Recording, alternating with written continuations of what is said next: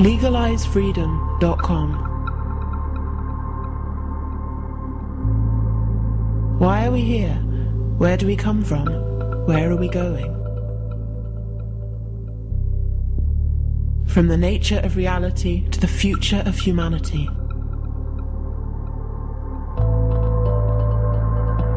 Beyond politics, poverty and war.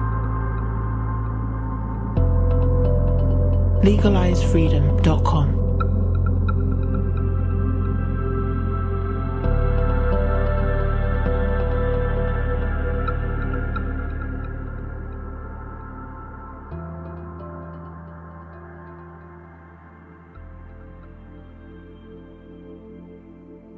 Greetings and welcome once again to legalizefreedom.com. I'm your host Greg Moffat, and my guest today is Amit Goswami, who joins us to discuss his book Quantum Economics, Unleashing the Power of an Economics of Consciousness. If you enjoy the show, you might like to explore the extensive archive which is available at legalizefreedom.com. That's legalize-freedom.com. You can spell legalize with a Z or an S. And there you'll also find a donate page should you wish to contribute towards keeping the site up and running. In view of the 2007-2008 global economic meltdown and the financial chaos that has followed in its wake, it's obvious that the current economic systems are not working, but economists don't have a clue about how to successfully modify the existing models. Meanwhile, political institutions around the world are bogged down in paralysis and conflict, and still see only the same old ineffective methods for dealing with the crisis, either the demand side or the supply side model of government intervention. Quantum economics is written for both the business person and the consumer, and touches upon important issues like creativity and ethics in business and finance. It takes us into 21st century vital energy technologies which are already feasible and which will form an essential part of the economic picture in the future. It informs the reader that the time has come to look for jobs that bring meaning and value into their personal lives. It gives quantum hints for new business leadership, a viable science of manifestation, how to revitalize the business arena, how to transform the energy of money, how to deal with globalization and keep the free market free, how to achieve an economy of sustainability and prevent economic meltdowns, and how to eliminate once and for all poverty and hunger. The old way of doing things is broken. It's time for something new. Hello and welcome, Amit. Thank you so much for joining us once again on legalizefreedom.com. Oh, glad to be here, Greg. Today, Amit, we're going to be talking about your new book, which is entitled Quantum Economics, Unleashing the Power of an Economics of Consciousness. Before we dive into that, just tell listeners a little bit about your background and your work in general. Well, I am actually a quantum physicist. And, the first question comes up, of course, all the time. What's a physicist doing with economics? But, of course, consciousness gets into physics in a major way via the quantum worldview. So the whole idea is that we get a clear understanding of what consciousness is, what consciousness does, and what is the relationship of consciousness with human social systems. And the fact that, in fact, great things in economics, which has been discovered before by luminaries such as Adam Smith, when you look at from consciousness point of view, it seems to be very clear, and it also becomes clear how to take it forward. So me being a quantum physicist is a huge strength to come into the field of economics. Well, perhaps we should start with a few comments about economics as is. You mentioned Adam Smith there. And since the global economic crisis of 2007-2008, which, by the way, hasn't really ended. It's still kind of going on, no matter what politicians or even economists say. We've seen the global economic system in a kind of gridlock, and it really is utterly broken. It was designed for a previous age that had different priorities and different ideas, and that's really where we are now, and that's what we're seeing now really cannot be fixed. We've tried to patch this thing up so many times. It is time for a new way of looking at things. Yeah, that too, of course. And a new way of looking at it has to come from entirely new directions. And this is where the movement is so difficult, because we live in an age where we have settled for a worldview which says there is only matter. Matter and movement of matter explains everything.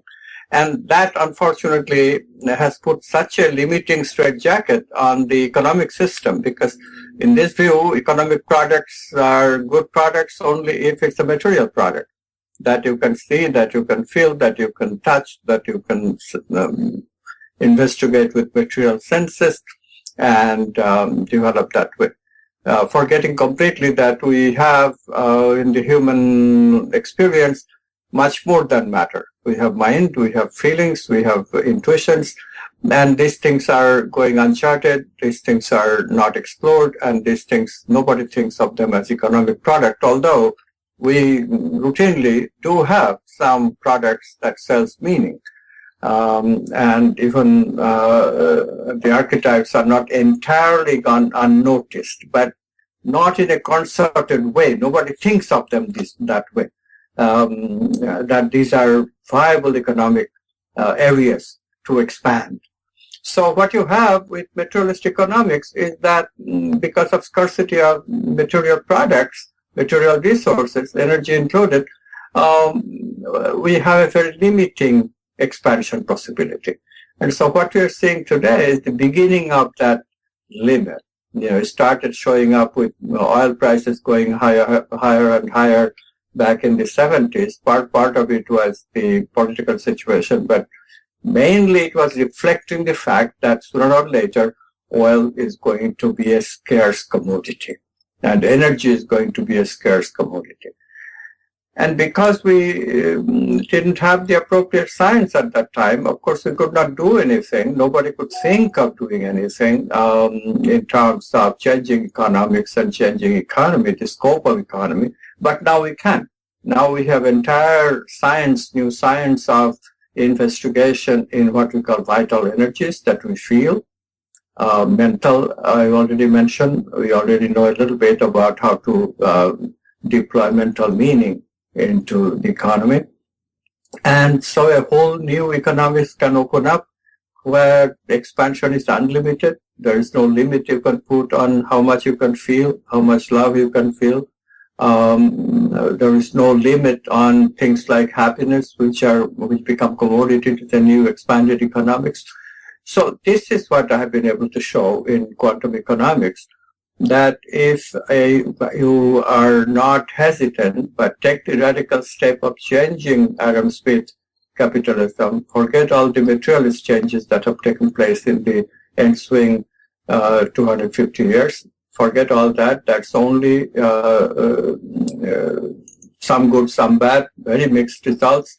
We really have to go back and get the idea that consciousness is part and parcel of our worldview, and as soon as you can include consciousness in our economic dealings, the better off we are. One of the major problems, as you mentioned, with the current economic system as it is it disregards the finite nature of the planet and the resources on it, and the whole general model has been predicated on infinite growth. And that's what we see economists and politicians reaching for when we hit the buffers, when we run into trouble, is to try and grow the economy. And the system demands infinite growth, but of course, as you say rightly, that's entirely impossible. No, not at all impossible, because these subtle energies, as they're called, they are infinite places to expand, and we already know how to make products in those areas, and we already know how to adjust the economics to that situation. What we need to do is to have entrepreneurs putting the whole thing into practice. And that will come regardless of who starts it when. But obviously we need some very creative people to recognize the opportunity, see the absolute hopelessness of trying to expand the economy on the basis of any fiddling with the materialist ideas of how to keep the economy going. We are never going to be able to succeed to doing that. Sustainability is now everybody's problem, and it is everybody's judgment that we cannot sustain the materialist expansions that we are contemplating. We are contemplating without really much thinking for the last 50 years. It just is doomed to failure. And what we are seeing today in worldwide recession, ongoing stagnation of economy, Greece is just one sad example, but really the point is that we cannot sustain the economy at the level that we are running with materialist products only, and this is just the beginning. It will only get worse. It cannot get better. Other thing is to notice is that the creativity and innovation in material technologies are also limited. Nobody notices these things very much, but the fact is very, very few new ideas now. And the new ideas are purely on basis of completely unreasonable faith. For example, many people talk about expanding into space. And so we still spend billions and billions of dollars into getting pictures of Pluto, and all that sounds very good, but there is no economic benefit out of any of this. This idea that people will pay money for taking a trip to the moon, these are ideas to play with. And sure, there are billionaires who might be able to do that and might be persuaded to take on the hardship. It's really not an adventure, believe me. It's a huge hardship to go through the training and all this adventure in that sense, if you are willing to do all that. But I don't think billionaires are capable of going through that kind of hardship. So it's just really pipe dreams that we are talking about, expanding in the arena of space. Expanding in other things like nanotechnology, so far no promise, no actual promises. Robotization of human labor, that is going to happen. But that opens up a Pandora's box. Yes, we have good robots, we'll have robot cars, and we have robots taking care of our basic needs. All that is true. But that is getting rid of human labor in a major way. So what do we do with human beings? Nobody is giving thought to it. The new economics, the way I propose it, human capital is a major new investment. How to do it? We know the know-how already. We have the know-how. We really need people to look at what is happening in this new science, in this new economic arenas, vital energy, mental meaning, and archetypal values, and see the prospects of expansion. You will be astounded. Yeah, of course, when I mentioned that infinite growth was impossible, I did, of course, simply mean in a materialist sense. Right. And that's one of the great benefits that you point out about these more subtle areas which for potential expansion in terms of human fulfillment and meaning, which actually are much more meaningful to us, really, because not only is the materialist economic model running into trouble, it is not delivering the promise, really, of satisfaction, because people are not, as a rule, are not happy with just, a second car, a third car, a second house, another holiday. It just doesn't add up. And sixth generation cell phones, don't forget those. Although communication will continue to be a good market, and that's where materialist economy will continue to flourish. That is one of the exciting aspects of it. But any materialist economic model based on energy is bound to fail, because energy sooner or later will become a scarce commodity, and we'll have to devise technologies and industries which are very local. This idea of transporting energy through large distances, which is hugely expensive, got to go pretty sooner or later, because it will become so expensive to do that we won't be able to afford it anymore. So, that's the future of the materialist economy. It becomes much like, you remember John Shoemaker. He was a Gandhian economist. Small is Beautiful is a book that he wrote. The future of materialist economy, if you are limited to that, would be very close to that small is beautiful kind of thing. Just simply from the point of view of any product which is energy sensitive, energy intensive, just cannot succeed. So, as far as materialist economy is concerned, we would have to become more and more go in the opposite direction than it's going now. Now the tendency is to go global. We have more global corporations and stuff, and obviously outsourcing is very popular, and that of course pulls up the developing countries, and which is not such a bad idea. And it also opens the people of developed countries, developed economies, towards exploration of more what you were talking about, meaning and satisfaction. So that part is all good, and it is within the scope of the movement of consciousness in the right direction. But once that starts happening, then we have to really ask what gives people meaning and satisfaction. The idea that material goods, pleasure, is the only source of human satisfaction have got to go, because this is just not true. Human beings find satisfaction in meaning. In meaningless stuff, sensory pleasures, they can find momentary distractions. They can forget their sorrow with momentary bursts of endorphin molecules in the brain, and that does give you a kind of a escape, but it's temporary. It does not give any kind of solid satisfaction in life. So invariably, once one satisfies the basic needs, as Abraham Maslow said 50 years ago, one becomes interested in higher needs. What is the meaning of my life? What am I doing here? How can I find satisfactory job? How can I engage myself in doing something to satisfy my soul? These are the questions people ask. And in the advanced economies, people are already asking that. They're, in underdeveloped economies, you still find a lot of people struggling so hard to just make things go, and they don't ask such questions.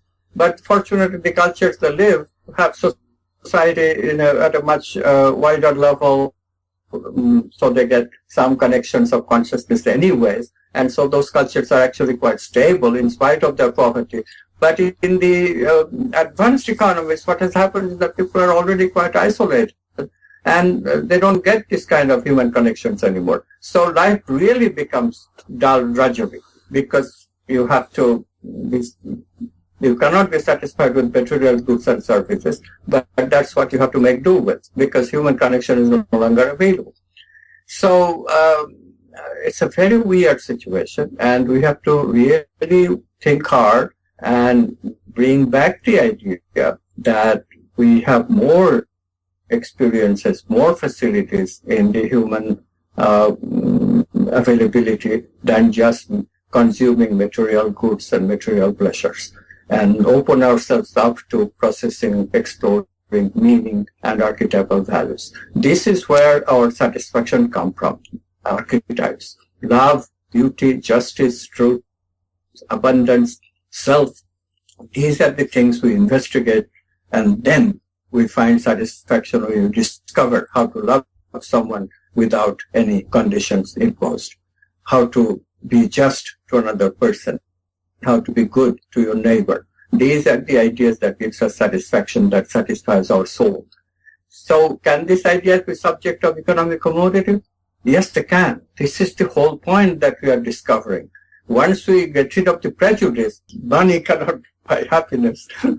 Once we recognize that these prejudices are false, yes, money can buy happiness, but not in the way that you think. It won't buy material happiness in terms of material products. But money can buy happiness if money gives you the access to a very, very happy person. Then you could just sit in the proximity of this happy person and you become happy. I have had such experiences.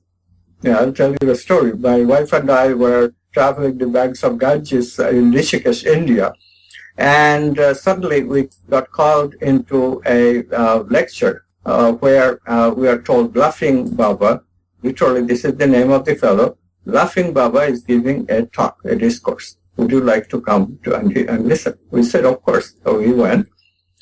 And we sit down and we are listening to this lecture in Hindi, which I don't understand very well. Although I'm from India, but Hindi was not my language. So my attention is distracted. I'm looking around. And then I see something strange. Everybody has a smile on their face. Everybody. I literally mean everybody. I look at myself and I find that inadvertently I'm also kind of smiling because I'm happy. And then it occurred to me, I'm happy because this guy is speaking in his proximity. That's all that is needed to be happy. And this is why this fellow is called Laughing Baba. In his presence, everybody starts smiling happily. And so you make the connection, 2 by 2, 2 and 2. If such people were abound, plenty of them to find, then we couldn't enact this thing that ancient cultures have in plenty. We could just have these people set up any place. They don't have to be in a marketplace and be with people. They can as well be in a corporate office and be with people. For them, it makes no difference. The fountain of happiness, once it's open up, is always open for people to share. So if we do that and place them in a corporate office, imagine the whole place will become a happy place, and productivity will go up, and these things are no longer just things of idle imagination. Already studies have been made, and if offices are more vitally healthy, if offices are more happy, people are happy, then their productivity goes up. Indeed, it does, by leaps and bounds, like 30%. So it's a huge profit we are looking at out of human capital of these people. Do we know how to manufacture these people? This is where we have made a breakthrough. In the olden days, they were doing on their own, and they were developing ideas and top transformation all on their own, and it took people a long time, 20, 30 years. And of course, isolation, because they didn't know any better. Today we know what is happening, what needs to happen in order for the human psyche to transform into such states of unending happiness. And because we have the know-how, we can manufacture these people, although it sounds like, still kind of imagination, but it can come true. I remember during our first interview in 2012, we were talking about sort of new paradigm conferences and events and meetings where people get together. And I'd been to several of these, and a lot of the information I was already familiar with. I would see the same people there quite often. And you pointed out that what was really taking place for a lot of people there was people coming together to share a certain energy. And in terms of the economic model here, you said to me, well, would I go for a weekend somewhere to be with like-minded people and feel good? Would I pay $50, $100 for that? Absolutely, I would. Yeah, I think that comment still remains valid. In fact, that's part of how the ideas grew inside of me, because I realized all of a sudden, after talking to you, maybe that was a trigger, but even before then, for a while I've been realizing that those conferences serve as a meeting point, as you said, but it's more than that. It's the place where the participants are getting inspired, and it's this inspiration that is the basis for keeping ongoing work on personal growth. People cannot maintain sometimes the dullness of doing a practice like meditation. People cannot maintain the dullness of, this is where, materialist products have an advantage. They give momentary pleasure. Often these practices, on the other hand, unless you do it a little, you cannot get anything that is easy to do kind of thing. Easy without effort eventually comes, but it takes a while, and sometimes it takes inspirations periodically to get going until that easy without effort meditation, where you want to meditate, that feeling comes. So this is the problem with any kind of transformational work. But human beings have been doing that for millennia, and now we know the mechanism, why the mind gets jaded, and what has to be done. Well, they have to be inspired periodically. But now you see the economic point. So these inspirations and conferences, what people are doing, they're buying it. They're really buying it quick. I mean, literally, they're paying their money to come and pick up inspiration at these conferences. The information content that they get, as you said, they're the same people. So you already know that. They already know what they're going to say. I mean, some people, okay, I hope I'm a little bit original, more original than that, and everybody gets something new. But really, new content is still, it is basically the old stuff, maybe half an hour you get some new stuff. But that's not the point. They come really for the energy, for the inspiration. One of the problems with the business as usual as things are now is that the economy has kind of metastasized beyond any reasonable limits. And it's almost as if there's meant to be something fundamental about it. We hear politicians talking about the economy, as if there is no economy, then everything goes away. And when I speak of this, I'm talking about the old materialist paradigm. And that has been allowed to trump everything. Everything has to justify itself in terms of money. Individuals, organizations, even countries we see now, with Greece. And the environment, the biosphere, all of that is trumped by the economy. And that's something that needs to change and will change. Yeah, there was some recognition now that the quality of living does matter. Bhutan is the only country which has officially recognized the importance of quality of living in economic consideration.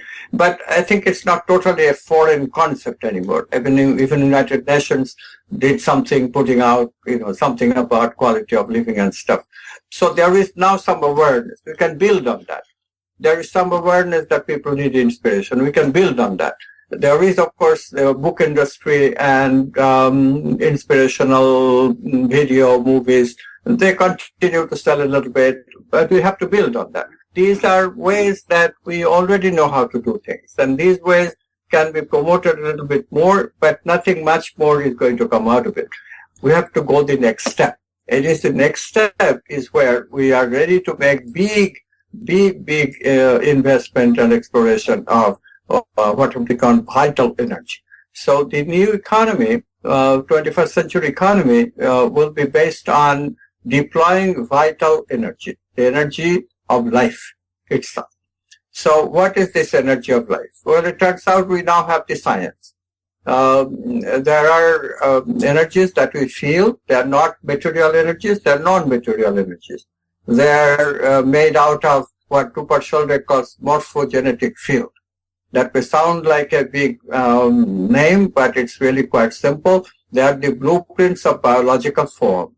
And whenever a biological form, an organ, comes into play doing something useful for our physical body, these morphogenetic fields, which gives them the program of function, they also are activated and they do something in our feeling level. We get the experience of feeling.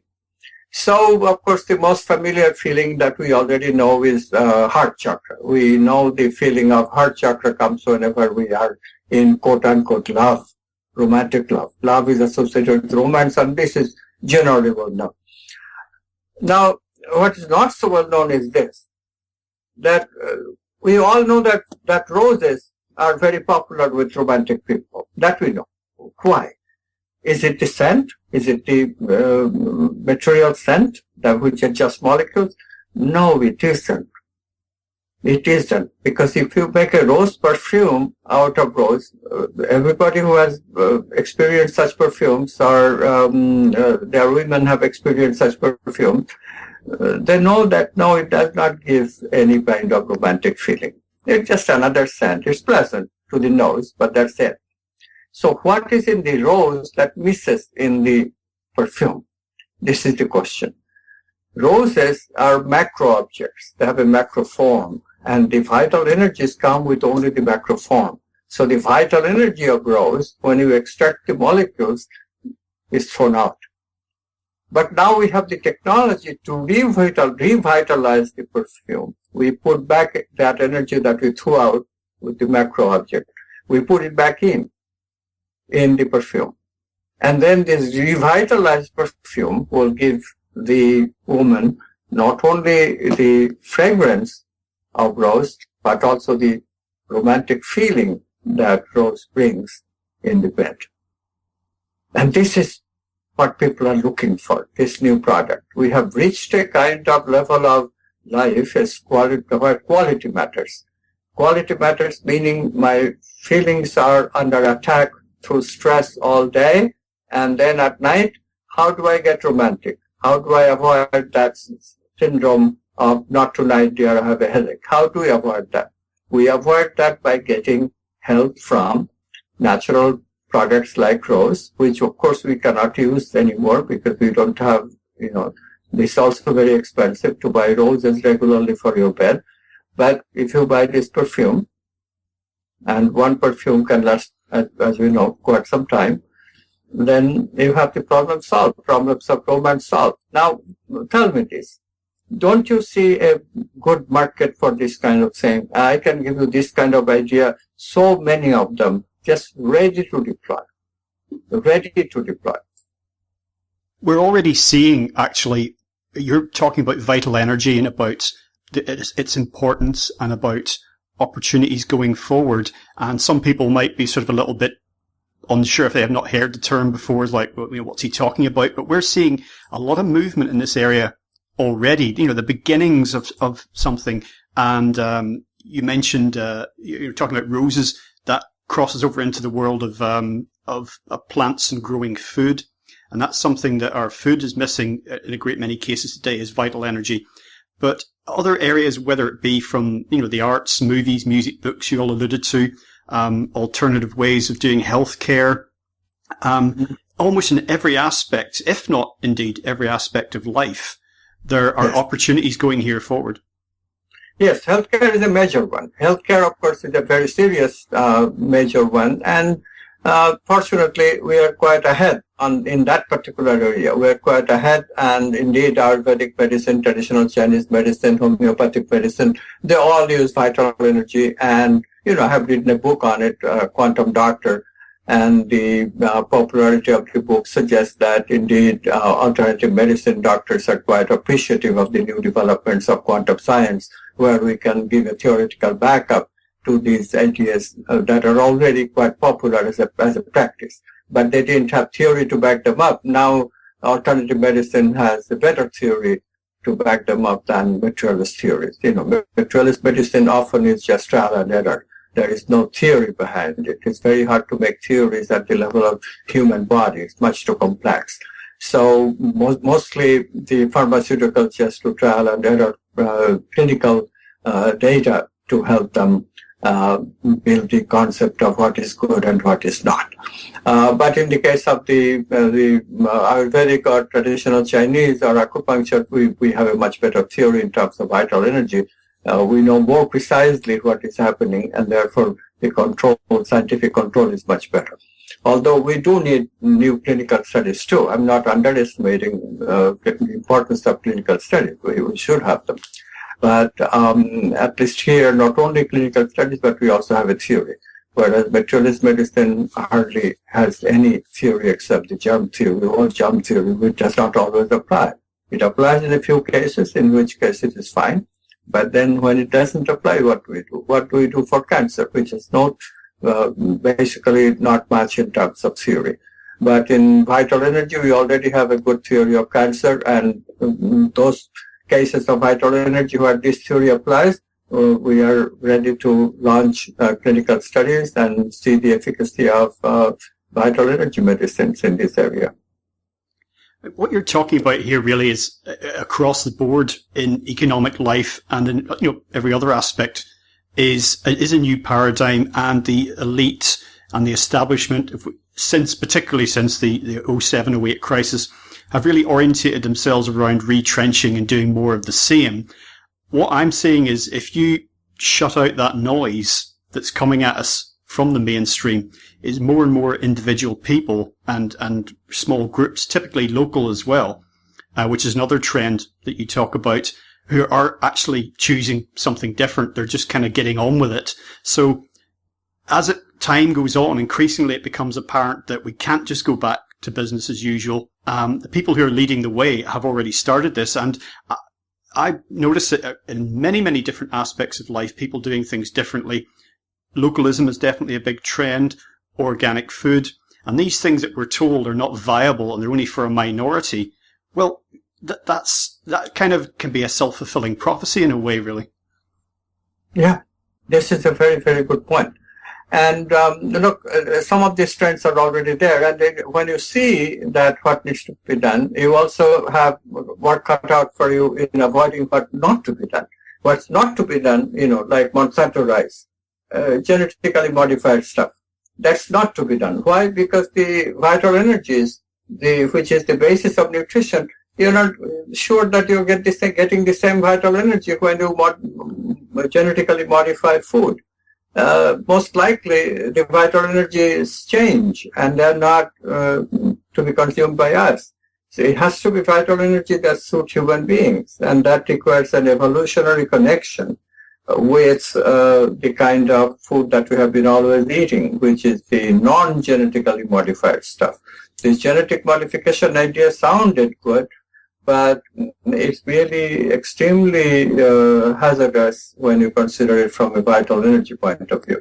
And I'm glad that it is still can be stopped. And this is going to be also a general attitude that we are trying to build, that let's have the food as organic as possible, not even grown by chemicals, because that too might potentially be harmful to the vital energy content. And the importance of vital energy, as soon as you get that, we can start also the idea of revitalization in case some chemicals have to be used. Like water is a good example. Water has to be chemically treated in most places, and it's already scarce enough so that there's no hope of supplying natural water to most of the people of the earth.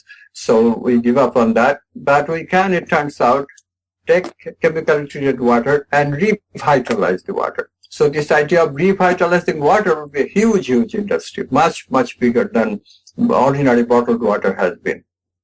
Another trend that I notice along these lines is particularly people who've been thrown out of work. There are some people who are looking to do different things who are already in work, but many of those who've been thrown out of work since the financial crisis have opted not to return to work in the same way that they did before, in many cases because they have no choice.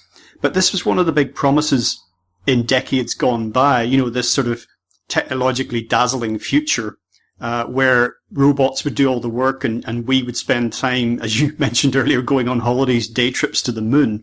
But it hasn't turned out like that.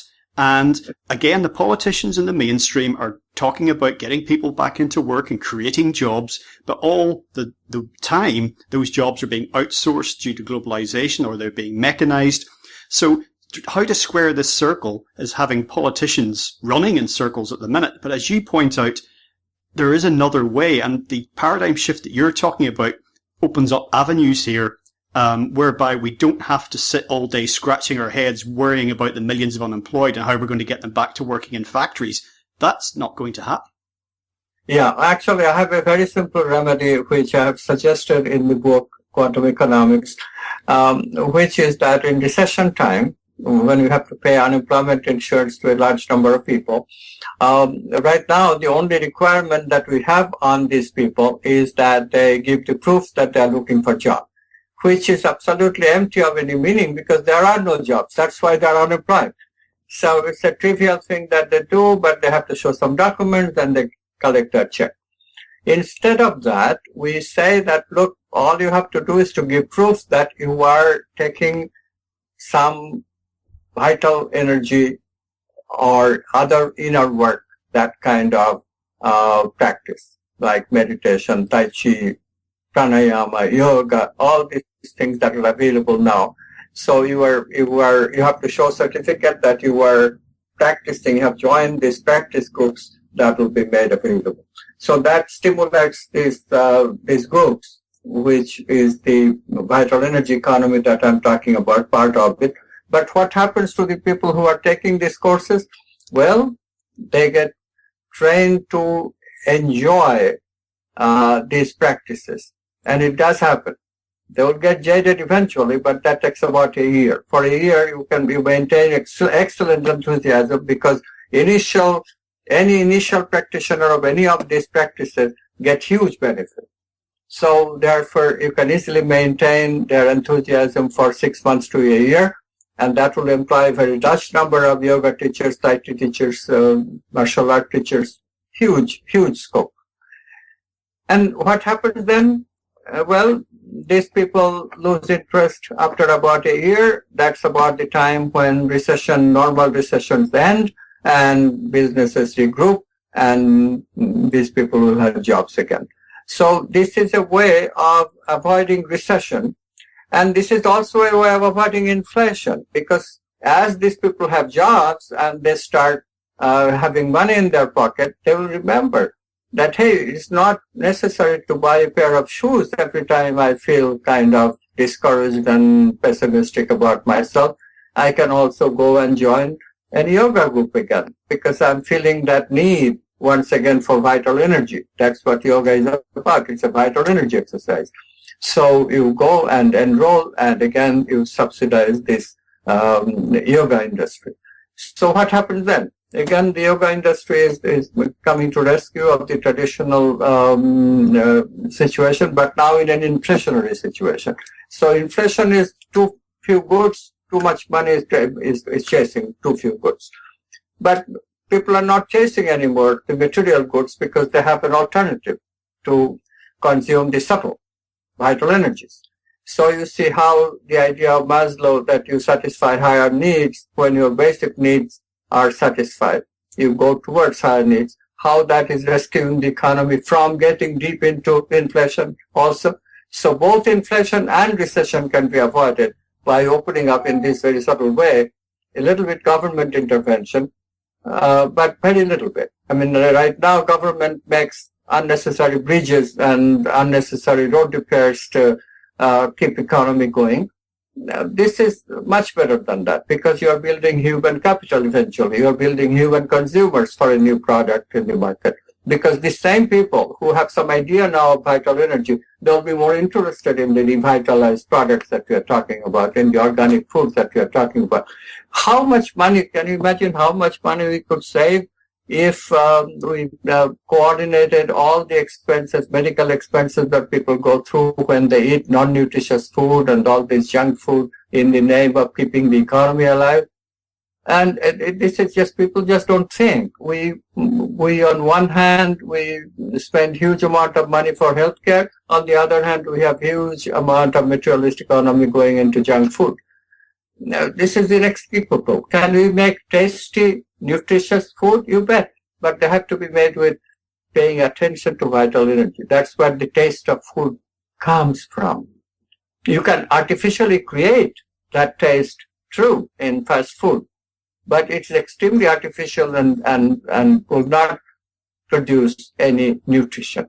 Can people become aware of that this is really artificial and this is real? Yes, people can be aware of that if they are given training. Once you are trained, you will never go back to the artificial again, because it just will not satisfy. You know that if it satisfies, next morning you will have bowel movement problem. So people are very aware of these things already. And with training, they can be made even more aware. Important aspects that you address in the book are also the idea of the profit motive in all of this, because of course that's a central feature of capitalism, and also the nature of money itself. And it's not that making a profit is somehow a problem. It's a question of if you're delivering value for that. And as we mentioned earlier, whether it was from organic food through to new paradigm events, people will be happy to pay for genuine value where they feel that they've gained something. And the nature of money itself, you were talking about money could not or could buy happiness. It has become corrupted because ultimately it was a neutral thing. It's just a medium of exchange. And that can change going forward as well. We're not advocating doing without money. It's sort of money is the root of all evil. It's the love of money, as they say.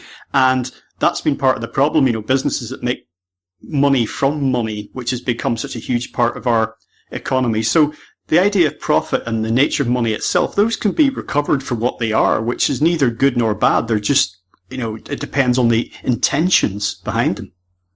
Yeah, and the other thing that has happened is that because people are so desperate, there is nothing but matter. That philosophy is, so what has happened in the materialist economy, if you just have materialist goods, production and consumption, eventually you get into a problem. you will have a huge amount of money, but you will have nothing. What can you do with it? Because recession time comes and recessions are deep. So you have these huge amounts of money, but no investment is quite safe. So what do you do with the money? So they figured out back in the 80s that you can have this money and you can gamble with it. You can have your jollies by gambling. And so we created, initially it was quite innovative and probably did some good because it brought capitalism to middle class. I'm talking about things like mutual funds, which enable middle class to invest into stock market without too much risk. And people started doing that. But then they got the idea, but if we can do this, why not go to the next step? So they have another more subtle product called derivative of these stocks, like what are their future values. So take a market commodity, what is the value of this commodity, let's say 50 years from now. And you can then make a product out of it called futures.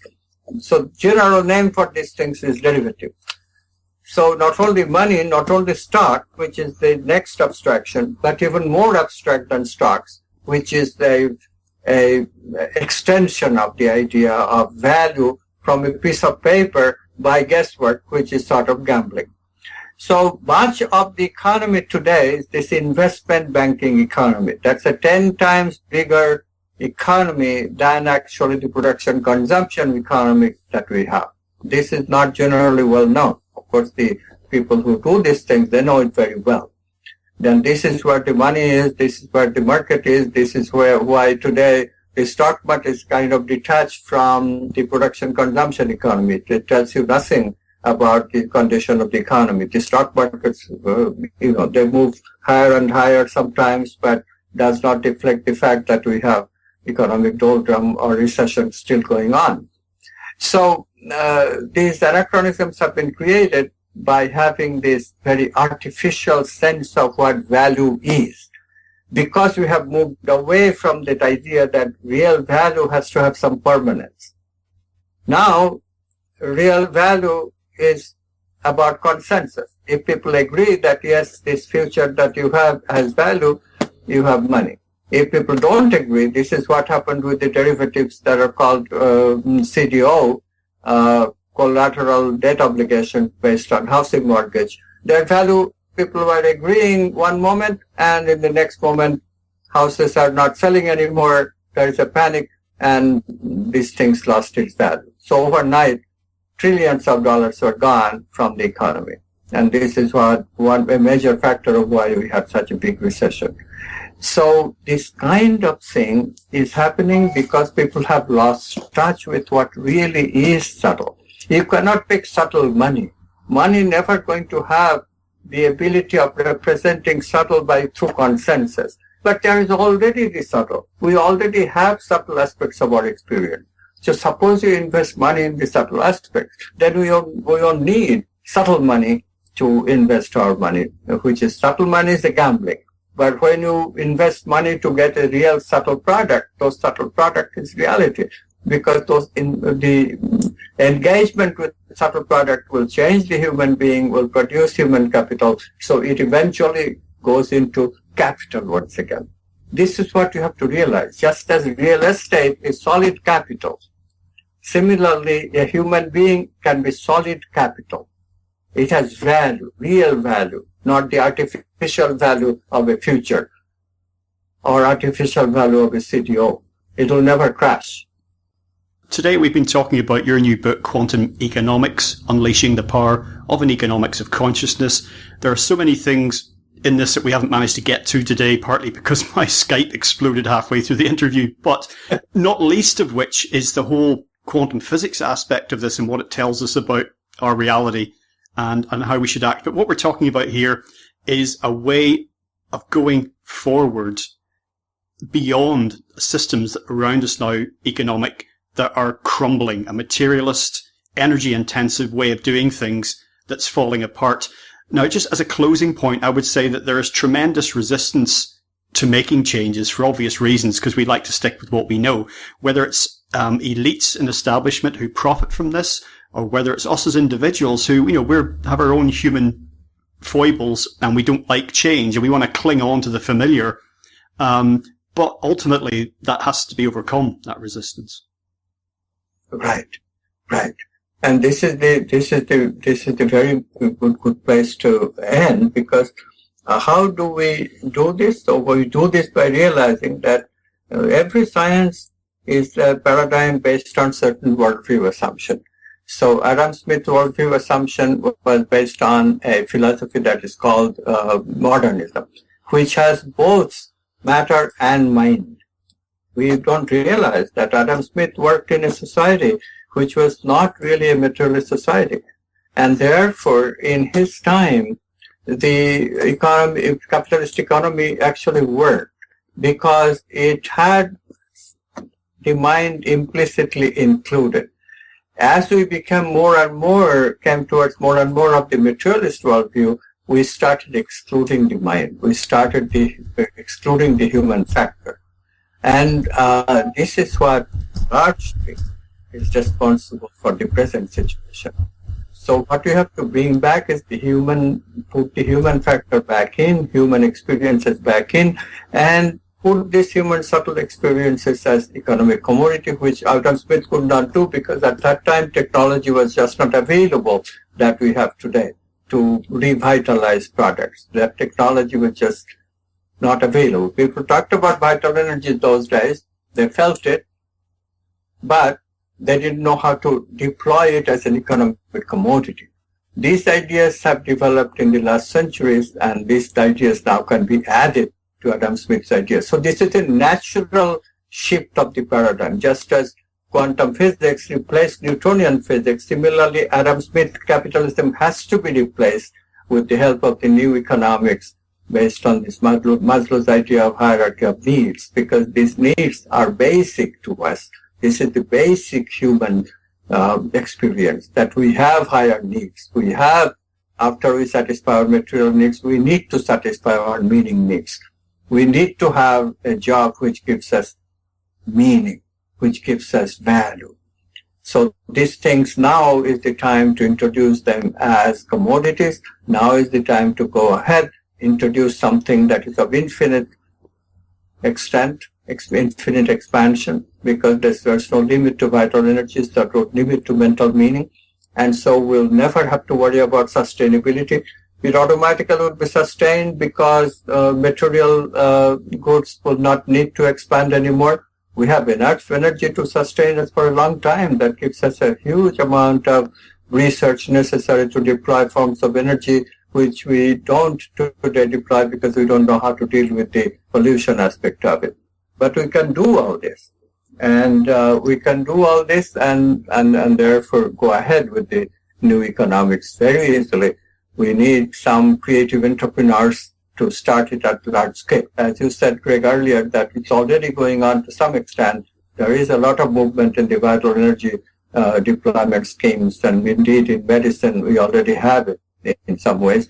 But we need a coordinated effort. We need recognition from the academia that yes, this extension of Adam Smith capitalism is absolutely the correct way to go, and it will eventually replace then the economics too. The old economics can be called Newtonian classical economics. The new economics I call quantum economics. Time for quantum economics has come. Amit, as mentioned, your book is widely and easily available. Tell folks about your website and anything else you'd like to share. Well, www.amitgoswami.org. AMITGOSWAMI. Amit Goswami, one word, .org. That's the website, and there's an email there. If you want to write to me, ask questions, I would be happy to answer. And the whole job of this movement that quantum economics is part of is called quantum activism. If you like some of the things that you heard, we spoke a little of quantum physics, but believe me, quantum physics is essential to get these experiences legalized within science, and then quantum physics come in some other ways too, very essential ways like creativity. You cannot have creativity without the quantum. So this very quick interview, and Greg told you about the problem of the technological problem, but I'm very happy to be with you. And if you like quantum physics, if you like what you hear, please join our movement called Quantum Activism. This is an activistic movement to change ourselves and society according to the dictum of the quantum worldview. It is time that we move on beyond the Newtonian worldview, which is very limiting. It's almost like a straitjacket, which has limited human progress, essentially destroying human civilization. It is time that we move on. Thank you. Wonderful. Well, Amit, thank you so much for joining us today, once again on legalizefreedom.com. You are welcome. Well, folks, that's it for another week. As ever, thank you so much for listening. If you enjoy the show, please check out the website. That's legalizefreedom.com, legalize-freedom.com, where you'll find an archive of programmes offering alternative views on a wide range of topics, including world affairs, politics and economics, science and technology, religion and spirituality, conspiracy, and alternative history. You can also browse and buy a range of books and DVDs from our guests, and if you're feeling generous, make a donation to help keep the site up and running. Until next time, I'm Greg Moffat, and you've been listening to legalizefreedom.com.